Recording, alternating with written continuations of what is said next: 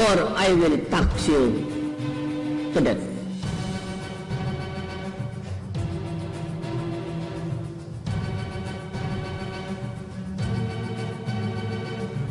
But with so many killings as brutal and as cruel as what happened, if you add human rights and due process, you stink and your mouth smells. Yung mga left, I will not talk to you. Why should I? You do anarchy. I will order the soldiers and the police to shoot.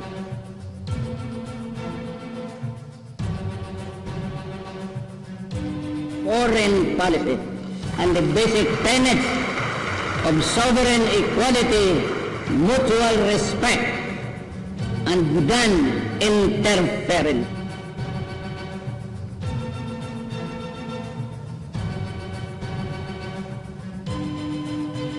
We are all workers of government.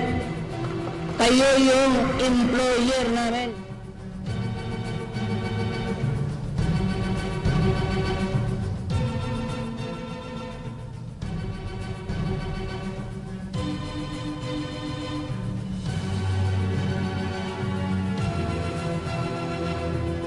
Amounting to a total of 8 to 9 trillion pesos or 160 to 180 billion dollars.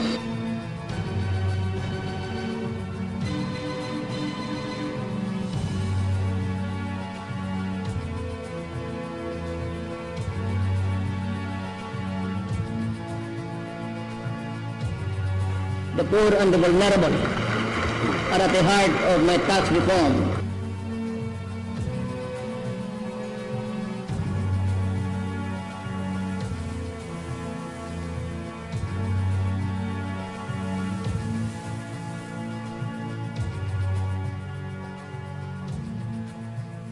The search for change will begin and end only when we look into ourselves and find it within.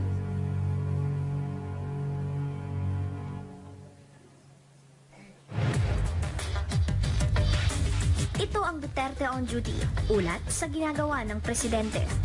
September 28, Huwebes, nakipagpulong si Pangulong Rodrigo Roa Duterte sa ilang pribadong sektor tungkol sa rehabilitasyon at muling pagbuhay sa Pasig River. Pinangunahan ng Pangulo ang pag-alala sa 116th Balangiga Encounter na ginanap sa Eastern Samar.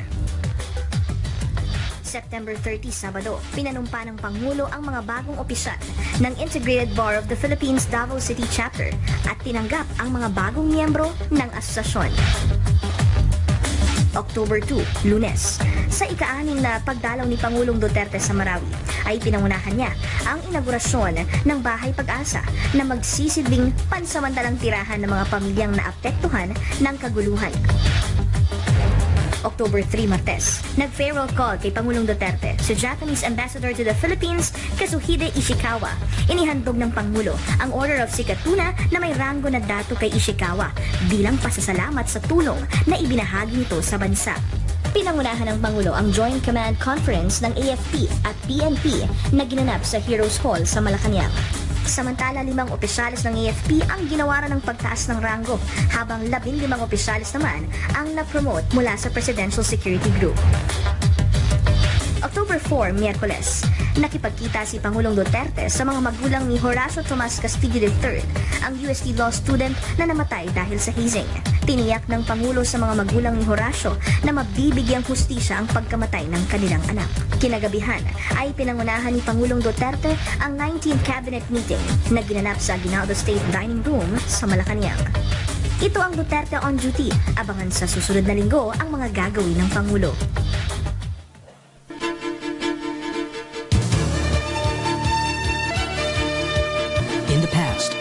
Statements emanating from the government were staged in several locations: the palace, the balcony, the gardens, and the office. But the signs of the times dictate that in order to enrich democracy, the people must have the chance to clarify pronouncements from the government. So for me, it is that place of interface where there is an actual engagement between the president through the spokesperson.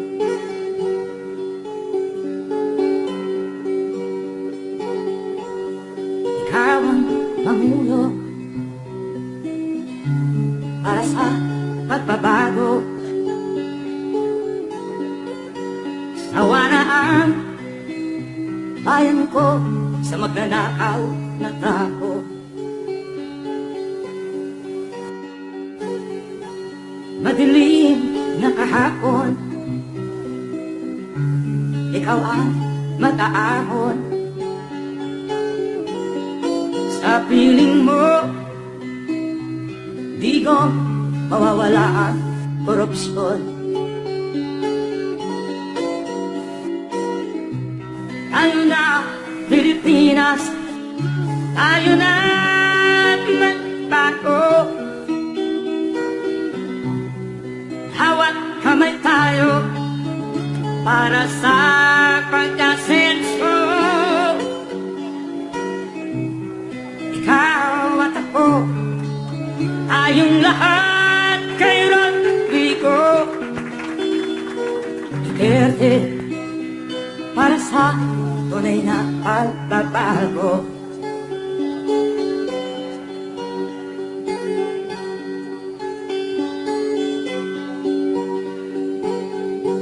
Masdan mo ang paligid, alamak mga krimen, rape, droga at Ladies and gentlemen, the President of the Philippines.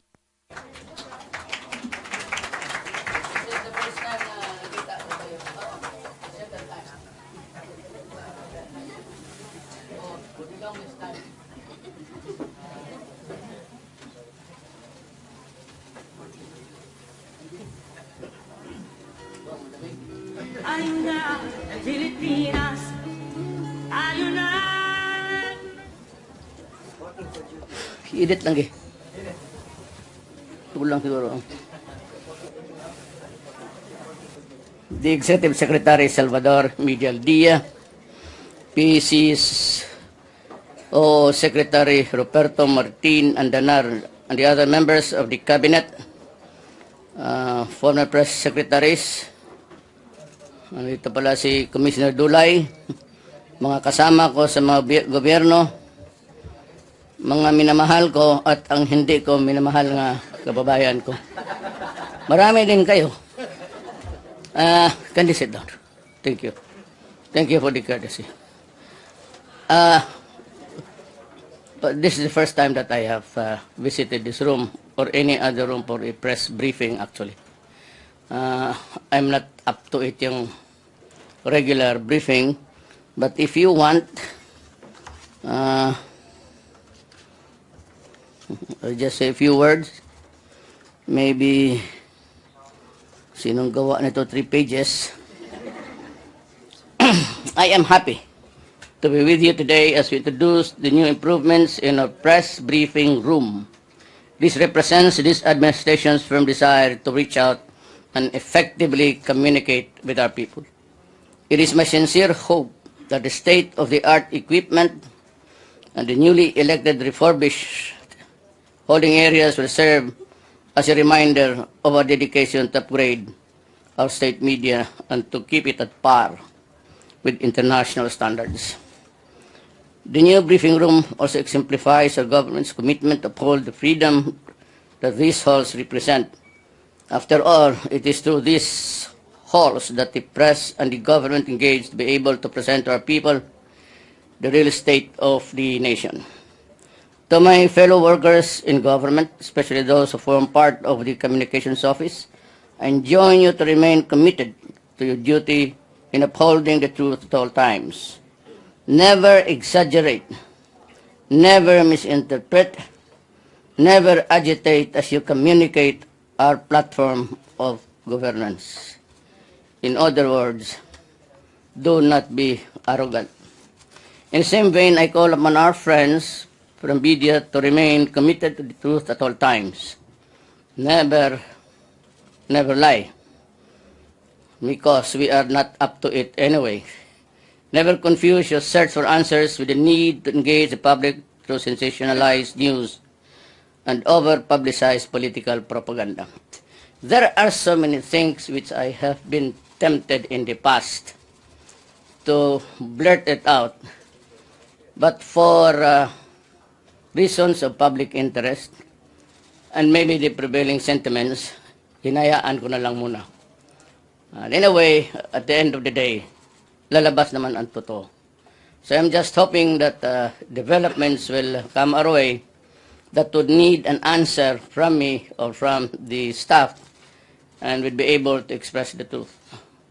There are truths which cannot be divulged just because it is the truth. It's always a thing that awaits at the appropriate time. Marami akong gustong sabihin, but yung nagtiklop ako because I think it not be to the best interest of the country, especially when everybody gets a go-go, yung mga whether sensationalized or not. But if you are a journalist of significance and a little more thorough investigation, makikita niya yung totoo. But as you'd wonder why, sabi ko, maybe it not would be the right time for the truth. You know, God sees the truth but waits. So, ganun lang. Indeed, as we enter into a new chapter of our nation's history, we need to foster a more vibrant relationship between government and the press. The role of the media is vital, and if we are to successfully educate our people about the much-needed constitutional reforms that would lead to a more responsive federal parliamentary form of government that welcomes foreign investments as a catalyst for economic growth. Let me just dwell on these two words, federal and parliamentary. I am not threatening anybody. I would be the last person to do that. I would not want to strike fear in everybody's mind because nobody wants it. At this time, it's for garbage. It is susceptible to almost equivocal interplay of words. The press will also play an important role in the dissemination of accurate information on the gains that we are reaping for our country's successful chairmanship of ASEAN, or improve relationship with our neighbors, and a role in maintaining peace and stability in the region. Let me just dwell on the parliamentary type. Could just imagine if what happened in Marami would have happened to about 3 or 4 cities in the Philippines. You might want to, this is an open secret anyway among the military and the police, that if this were to happen simultaneous in 3 big cities, or 4, it could be Basilan, Zamboanga, Cagayan, Davao, and Cotabato. And about 1 or 2 in the Visayas.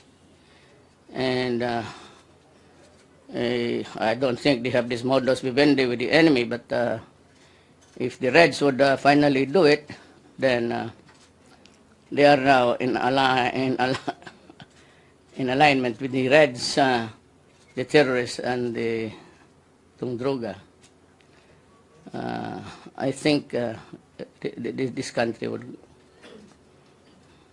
go into shambles. Alam niyo yan. Baski dalawa lang. So we're trying our best just to keep silent. I have to build a strong army and the police. Not to perpetuate myself. I don't need it. That's the last thing that napakakurni niyan. I find even the thought of just mentioning it an idiotic thing. There's something to do with my country and how it would travel through the years safe and sound. But there are challenges ahead, threats that could come our way after I shall have stepped down. This will continue for another time. This will continue to bug our children and grandchildren. If we cannot control it on time, I'm sorry, but this is the reality. Not the reality of the Duterte administration, but the reality of the problems confronting our country today.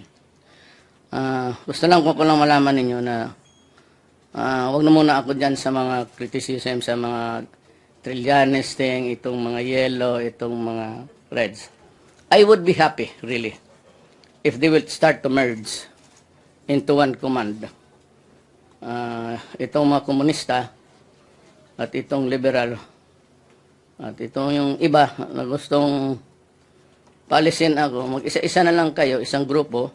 I think you share the same ideological whatever, para hindi na masyado magkalat ang ano, we can focus on all of you. This is no threat. I said it is my mandated duty to keep this country safe and sound. And the only way I can do it is I have to build a strong army and police. And we will be getting the arms that the other nations have donated. I do not want to keep it a secret. They want to, but I don't like the idea, because we must know that who are the nations who are helping us. China gave us the much needed +2 shipments. And we have now arms that can arm the ones that are training now. I want about 5 SAFT police units to do the challenges of urban terrorism. It has totally changed the landscape of fighting. Hindi kagaya noon that we have only to deal with them in the mountain ranges and in the grasslands and a few urban areas, yung mga barangay-barangay. Now, if you are a keen interest, have that keen interest to observe, you might want to look at the destruction of the Middle East. Mosul, Aleppo, and the rest took for the longest time, fighting almost 2 years. And in Marawi, you would notice that we are into the 4th month. Maybe there's a failure somewhere. But I don't look for mistakes. It is there already. It has happened. So what's the use of flogging a dead horse? And so I vow that we'd never be, caught in a same situations of unpreparedness. But really, this thing is, it has changed the dimension of the doctrines of war that's being adopted by the Republic of the Philippines Armed Forces. Ito yung building for building. And if they go inside first or capture the place, and there's a lot of buildings, it would be just like in Syria and Iraq. Ang awayan nito, building for building, and there's a natural cover of concrete and iron. So mahirapan talaga. They're positioned appropriately, and they're just waiting for the troops to move in with all the IEDs planted everywhere. Our heaviest casualty was not the confrontational face-to-face. Masyadong mahusay ang mga sundalo natin dyan, especially itong mga bata. Itong Scout Rangers na bata, they're only about 20, 21, 22, and they can move with agility. Problem is that you have to crawl, and while crawling, there are a lot of pressure, agitated. Ang marami natin patay, IED, sunog talaga yung katawan. I'm sorry to say it in public. That's sniping. So you need rockets and everything there, which we do not have right now. Russia has, kailan yun? 25. Nothing would be on a ship. I told them that they could just leave by Philippine Airlines. Biglang ko lang si ticket, iwan na lang yung barko nila. They will deliver the arms. I am not at liberty to say how many, and but it would be enough to start with a strong trust. And over the years, at least a minimum of safety especially in the Mindanao area. In the Mindanao area, ganito yan. And this is my take, and I would say everybody's take. The MI pati MN has hanging on to the reins of their horses. They are cooperating with government, fighting alongside with government forces, but they are hoping that what they have been asking for centuries will be given. If we fail to come up with a reasonable counter proposal, then I assure you that there will be fighting everywhere in Mindanao. For then, the mainstream rebel groups would now be joining with the extremist groups. Now we are on one side, and Miswari has remained neutral, but some of the raw members are there fighting. But fundamentally, they are waiting for the word of Hasim Salamat and Nur Miswari. But if their common determination, their dream, is ends in a failure or a disappointment, magkaisat itong lahat against the Republic of the Philippines. And I have it in God authority that they will declare an independence. They will declare an independent Mindanao. Remember that there are more Christians than the Muslim populations. But that's not the point.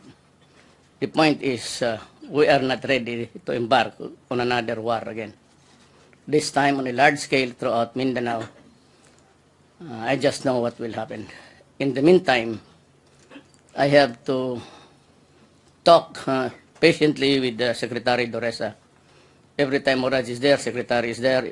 Every time Nur Miswari is there with me in Davao, Secretary Doresa is also there. But he knows deep in his heart, and we fear the same challenge. And that would be, I hope it would not end in a fissure na maghiwalay ang Mindanao. Because then if there is a status of belligerence given to them, then it becomes very, very, very serious for all of us. It's not the politicking dito. That's one. They will disappear overnight. Wala yung CIA funded, gano'n na mga NED, Rappler, yung mga gano'n. And the Americans will realize to their sorrow that they have been too myopic in this thing. Now, the recent events is, magulo man kaya itong marami. I have issued the, do you have a copy of that, please? Secretary Border? Or have I released it to them already? Ang utos ko, lahat na lang ng mga civilian, bigyan na lang ng armas, kayo na ang makipag-away sa mga drogista because I need the soldiers in another front. Each citizen is now given the right to bear arms, just like in America, and shoot the drug people. Would that be all right with you? Ha? Ayaw ninyo? Kaya ito, pagka duwag ang tao, you are like sacrificial lamb. It's a memorandum from me to address to all concerned. Bantayan ninyo ito ha, because hindi ko sabihin sa inyo. The truth will come out. Implementation of Republic Act 9165, otherwise known as the Comprehensive Dangerous Drugs Act of 2002. Date 10 October 27. What was yesterday? The Philippine Drug Enforcement Agency, PDEA, was created pursuant to Republic Act number 9165, otherwise known as the Comprehensive Dangerous Act of 2022, in order to safeguard the integrity of its state territory and the well-being of the citizenry, particularly the youth, from the harmful effects of dangerous drugs in their physical and mental well-being. Okay yan? Yan lang. So, you are now learning. Among others, the PDEA, listen very carefully because this would, to your chagrin, I assure you. Among others, the PDEA is mandated, empowered, and authorized to undertake the enforcement of the provisions of Article 2 of this Act relative to the unlawful acts and penalties involved any dangerous drugs and or controlled precursor and essential chemical and investigate all violations and all other matters involved in the commission of any crime related to the use, abuse, or trafficking of any dangerous drug and or controlled precursor, an essential chemical, as provided for in this act and the provisions of Presidential Decree number 1619. Is this okay? Nice to hear. Okay. Monitor and if warranted by circumstances in coordination with the Philippine Postal Office and Bureau of Customs, inspect all air cargo packages, parcels, and mails in the Central Post Office which appear from the package and address itself to be possible importation of dangerous drugs and or controlled precursors and essential chemicals through online and cyber shop via internet or cyberspace. Okay yan? Tungkin, no? RA 9165 further mandates that while RA 9165 shall not mean to be a diminution of the investigative powers of the National Bureau of Investigation and the Philippine National Police on all crimes as provided in the respective organic laws. The law, however, specifically provides that when the investigation being conducted by the NBI, PNP, or any ad hoc anti-drug task force is found to be a violation of any of the provisions of this act, the PDEA shall be the lead agency and the NBI, PNP, or any other task force shall immediately transfer the same to the PDEA. Lipat nila lahat. Pursuant to the quoted provisions of RA 9165 and in order to bring order to the operation campaign against illegal drugs, thus pinpointing precise accountability, I hereby direct the NBI, PNP, Armed Forces of the Philippines, Bureau of Customs, Philippine Postal Office, and on all other agencies of any and all ad hoc anti-drug task force to leave to the PDEA a sole agency to conduct all campaigns and operations against those who directly or indirectly and in whatever manner capacity are involved or in or connected with illegal drugs.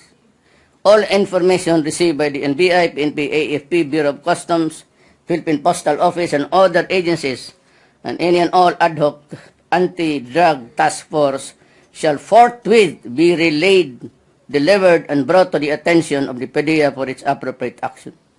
The PNP shall at all times maintain police visibility as a deterrent of illegal drugs activities, leaving to the PDEA, however, the conduct of anti-drug operations as aforestated.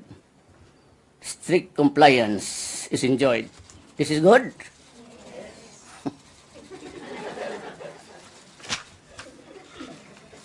Bright talaga kayo.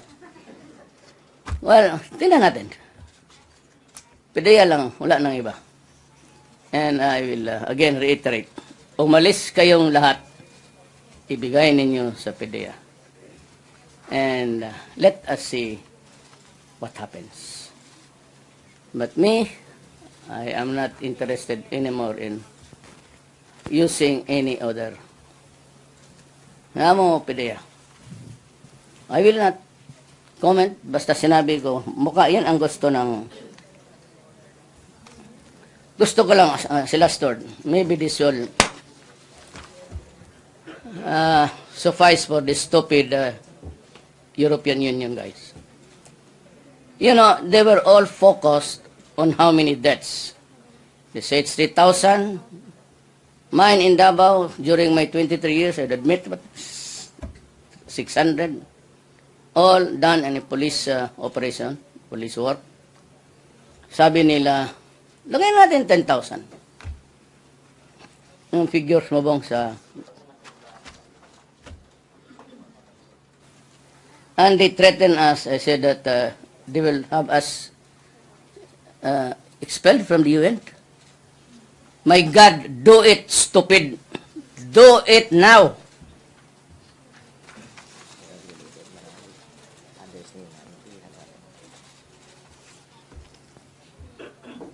because by just reading the victims or at least the persons killed in police operations and others were murdered by other drug cartels.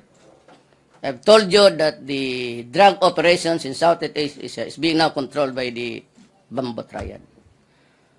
I'd just like to say that of yung killed in police operation, I lost when I became president 147 men sa police. Remember in Marawi, it started with the drug bust. They were there to implement a warrant of an arrest in connection with drug problem. Wounded in police operations, drug-related, 449. Just AFP ngayon. And others, 180. AFP, drug-related encounters, killed in action, 210. 155, others 52. Sa Marawi casualties lang. And remember, it was because of a drug case, they were serving a warrant. Namatayan ako sa Marami, 153 soldiers. Wounded in action, 2,048. PDEA killed 1. Ang PDEA, walang patay. Kunti lang, isa-isa lang. Wounded in action, 2. So, ibigay natin sa PDEA. Kasi lesser ang patay. 2 lang, oh. All figures on related casualties came from PDEA as of 11/2017, except the AFP killed in action, which was sourced from the AFP's spot reports. Includes other enforcement, internal security organizations such as shooting incidents and encounters with the local terrorist groups. So, kung ang PDEA, kunti lang ang patay, hindi kunti lang rin mamatay doon sa kabila. Isa lang, wounded in action, 2. This is better. Or betterer, do you say? Diyan tayo. Walang patay, so walang encounter yan. So better for the bleeding hearts and the media. I hope I will satisfy you. But yung sa left, itong be careful with that AKJ. Kasi ang mga left, lahat nung sa probinsya yung tinamaan nila, always AKJ yan. Lahat yung namatay sa kanila, AKJ yan. Oh, so, hindi ako bukog, binabantayan ko na. They're using the AKJ. May manamatay sa kanila yung sa probinsya, idagdag na nila yun. That's why the number dito sa Manila keep on increasing. And it may reach about 30,000. Yung mga guerrilla nila doon namatay, AKJ yan. Ang ating sundalo died in action. Ganun lang yan. So, I'm trying to say, if PDEA has the list of the wounded and death, isa lang, ibigay natin sa PDEA. Drug enforcement to eh. Now, kung kaya ng PDEA, palagay ko, kaya. Yung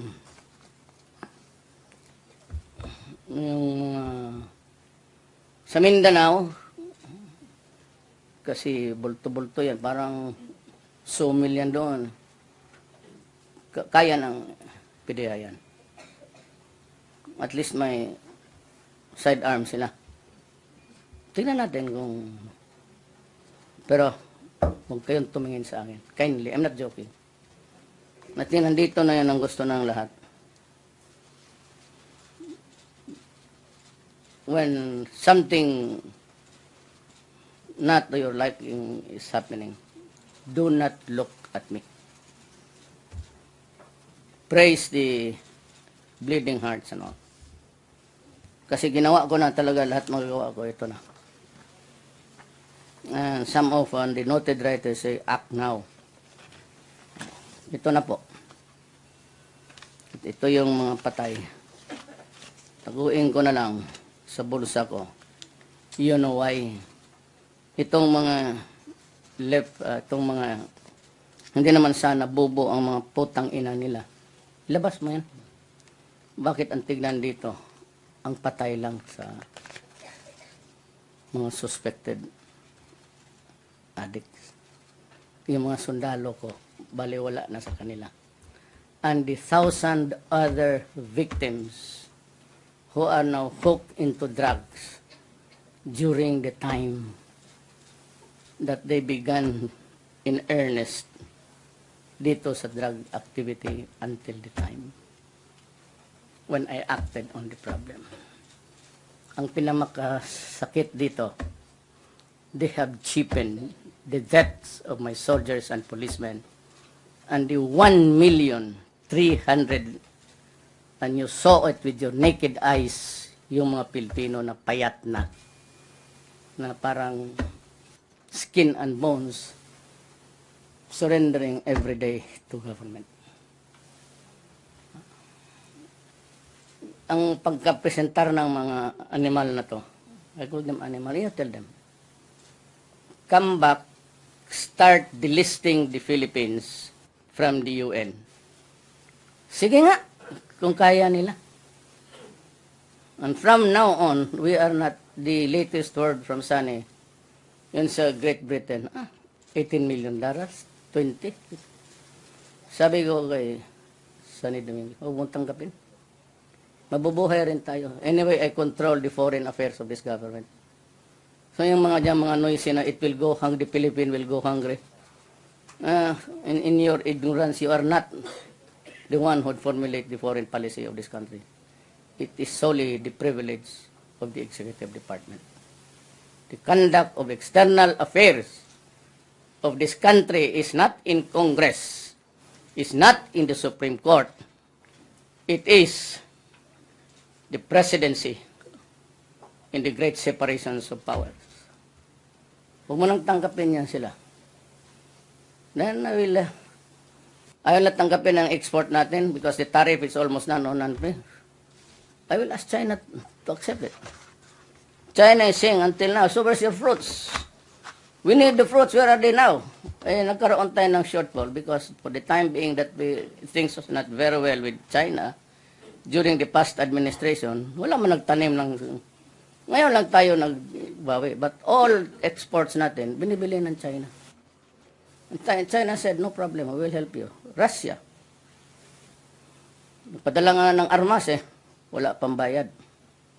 So they are obsessed with the affairs of other countries and interfering. And I would tell them that do not do it. Or else I'd start looking at mga EU. Do you know, I'd like to ask them, is the morality noon, panahon in the 18 rather, the 18, 19, and the 20th century, was the morality of right and wrong different from the morality of what is right and wrong, no? Remember, you Europeans, all by yourselves, by your lonesome selves, you started the First World War. Dinamay ninyo ang Middle East because you were the great colonizers. Between 1813 to 1816, you massacred, pareho kayo Europeans, and the Arabs that you took in as your armies. You killed, slaughtered each other. 15 million stupid Europeans died because of you. Bakit? Ang right or wrong ba noon? Hindi ba right or wrong pati ngayon? So bakit kami, why don't you start scratching your head? And find out, kung mag kayo, you will be excluded in the UN. Putang ina nyo, gawin ninyo. Hindi man ako Espanyol, paano sabihin sa Espanyol? You di puta, you go, and go ahead. You are interfering in our affairs kasi mahirap lang kami. Magbigay kayo ng pera, then you start to orchestrate what things should be done and which should not happen in my country. You bullshit. We are past the colonization stage. Huwag ninyo akong, don't fuck with us. We ASEAN members can export to each other. We can also have tariff-free. And you have the problem there of terrorism. You imported it in your country. You built your riches. You were ahead in the industrial race of the planet Earth because you stole the greatest resource of the Arabs, and that was this oil. Kaya nauna kayo, and you paid a pittance for the raw materials. From where? From the Middle East. You colonized that. Then started to divide Middle East, United States, UK, France. Kayo yun eh. And that is why you are paying heavily now with terrorism. May you end up happy for what you have done. Do not come to this country again. We do not need you. You want to expel us? You try. Your $1,000 will earn 1 million pesos for me if you can expel us from the UN. Bakit? Papaya kaya ang Russia pati China? Ulul pala kayo eh. You think China and the rest of the countries of ASEAN will agree to that? Where will be the crucial vote that would come? It's a Security Council. And you think that China and Russia will allow that? Kasi ang pagtingin ninyo kasi sa amin, walang alam sa charter ng United Nations. You think that we are a bunch of morons here. You are the one. Now, the ambassadors of those countries listening now. Tell me, because we can have the diplomatic channel cut tomorrow. You leave my country in 24 hours. All of you. You must have taken the Filipino for granted. Saying that we could be excluded. Is it your decision? You really think that you can do it? You have to pass by the Security Council. If one of the members would say, let us talk about this, would you think Russia and China would allow it? Come on, guys. In Spanish, the Spaniards would learn it. It's a stupido. Mexico, sometimes it's gago. In the Philippines, you're called torpe.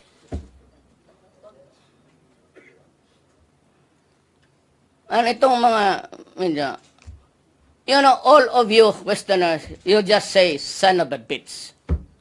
That's a slang. That's a street slang. Pagdating doon, while you were publishing it against Obama, you changed the traditional word, son of a bitch, son of a whore. The way that you try to destroy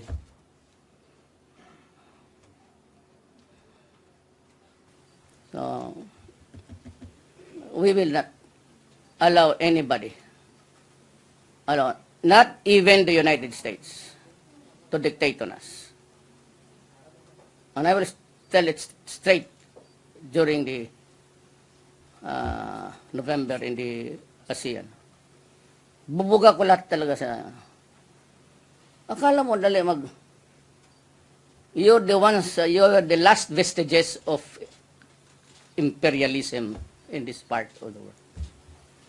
You idiots came to our lands, Indonesia, Malaysia, Dutch for Indonesia, Malaysia for the British and the Philippines for the Americans and Spaniards, and you have the gall to say to us, we will expel you, son of a bitch. My language is horrible. No, that is part of our grammar here. Why? Because we are angry at you for colonizing and stealing our resources for so many hundreds of years. Gago pala kayo eh. Kayong mga, when you left my country after 400 years, you brought home the best of everything in this country. Tapos ganunin ninyo ako?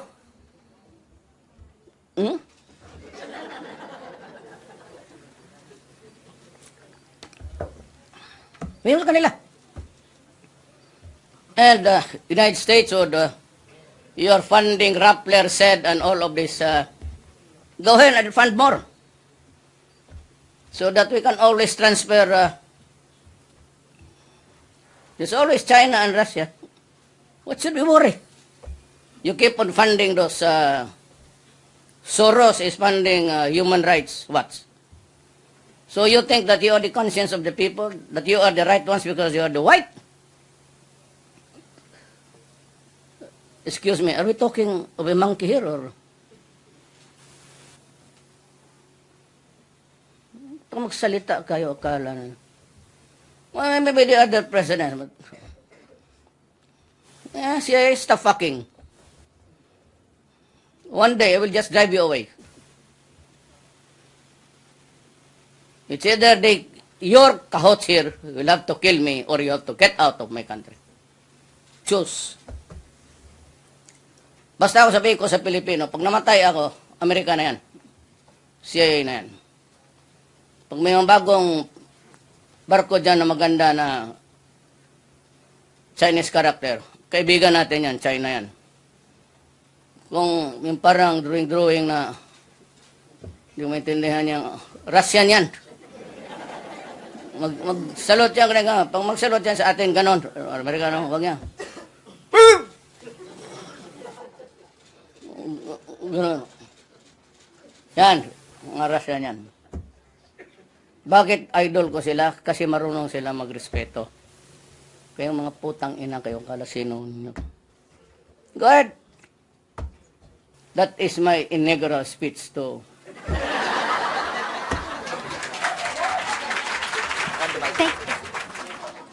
Thank you very much, Mr. for your message. At this point, may we request the President for a photo opportunity in 3 batches with the samahan ng mga natanggapan ng pampahayagan. First batch, please, the PCOO officials. Thank you.